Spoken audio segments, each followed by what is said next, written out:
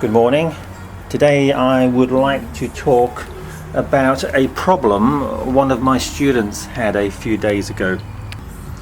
On leaving her university late in the afternoon, she decided to try one of the new shuttle buses which are taking people from Sanam Luang to various destinations.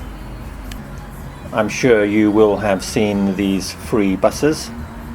They are there to help mourners pay their respects to the late king, and as I said, they are entirely free.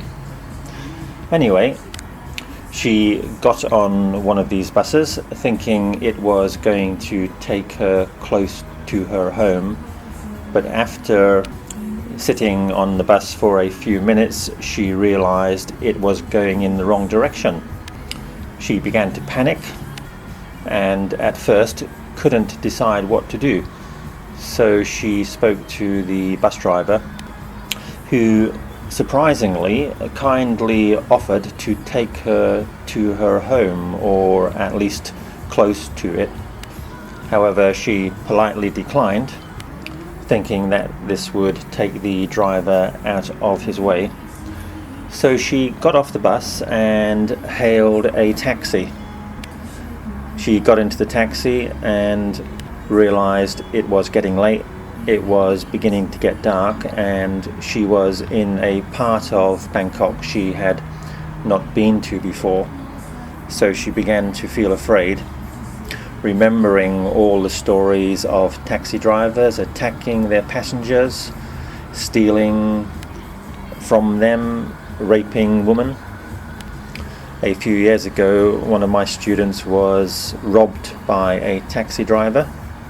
She took a taxi home late at night, and instead of taking her home, the taxi driver took her to a small dark soi, pulled out a knife and threatened to stab her if she did not give him all her money.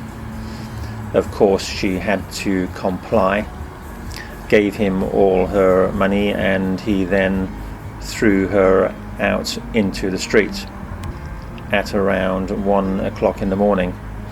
This was a very distressing experience for her. So what should she do? She is sitting in a taxi and wondering if she is in any danger and how she can deal with this problem. So she decided to send a Facebook message to one of her close friends, giving him the number of the taxi. Let me ask you, do you think this was the best strategy for her to deal with her problem? I would say not, and let me explain why. It would certainly help to catch the taxi driver if he did something to her. However, my student would already have suffered in some way, so this strategy is not ideal. A strategy of prevention rather than cure would have been much better. Do you know that expression? Prevention is better than cure. What this means is that it is better to stop a problem happening rather than try to deal with it after it has happened. This is often used in a medical context. For example, it is better to stop smoking rather than try to cure lung cancer. It is better to take more exercise rather than to have a major heart operation because your arteries are blocked. So in this situation, while the girl is sitting in a taxi, worried about her safety, what would have been a good strategy of prevention rather than cure? Here's my idea. Pick up the phone and either phone someone or pretend to phone them. make sure that the taxi driver can clearly hear the conversation. Pretend that the person on the other side of the phone is your father or your boyfriend, and he is concerned about you and asking questions like, where are you? How long will it be before you get home? And what is the number of the taxi you are in? So you can say out loudly something like, oh, stop worrying, I will be home very soon. Why do you want to know the taxi number? Oh, you are silly. Okay, let me give you the number. It is 1234. The taxi driver can clearly hear this, and maybe he glances at you through the rear view mirror.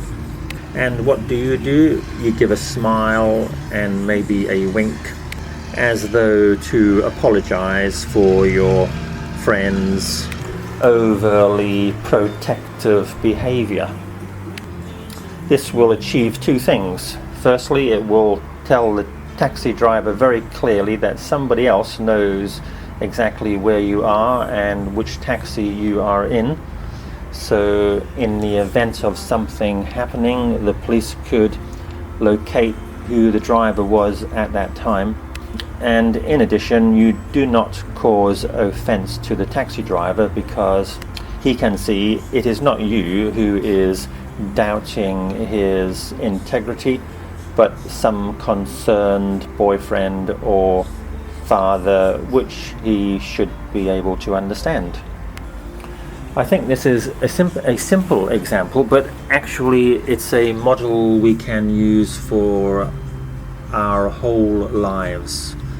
We often have situations where we need to try to prevent a problem before it happens, rather than deal with it after it has already caused us some difficulties. Let's think of some other examples. A common problem in Thailand is you have arranged to meet a friend, maybe at 5 p.m. in a shopping mall. And as we all know, in Thailand it's quite possible they may come very late. How do you deal with this problem before it happens? Firstly, make sure that the meeting location is comfortable for you, cool, and you have somewhere to sit. So if your friend does come late, you are at least comfortable. But how could we try to make sure that the friend doesn't come late? In my experience, the best way to achieve this is to exaggerate the importance, maybe by telling a lie. Maybe you could say, for example, you have something urgent to do after you meet your friend, so it is very important that they come on time.